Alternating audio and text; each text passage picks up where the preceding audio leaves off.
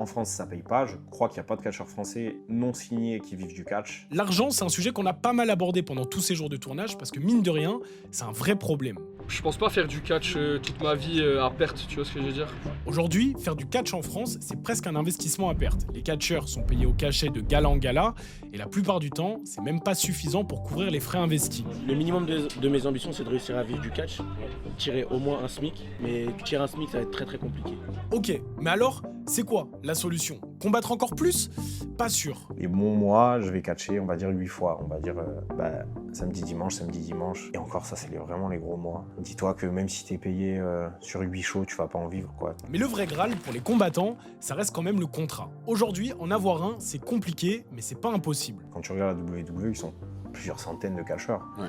Il faut des millions d'euros pour réussir à payer tout le monde correctement. Mais c'est colossal, l'argent qu'il faut gagner pour rémunérer tes catcheurs. L'exemple le plus récent pour illustrer tout ça, c'est Aigle Blanc, ou plutôt Elio Lefleur. Il y a quelques mois, il s'entraînait encore à l'APC avec Nate et il combattait au milieu de la cité de 112 au Blanc-Ménil. Et le 24 octobre 2025, la WWE a officialisé son arrivée au sein de la structure.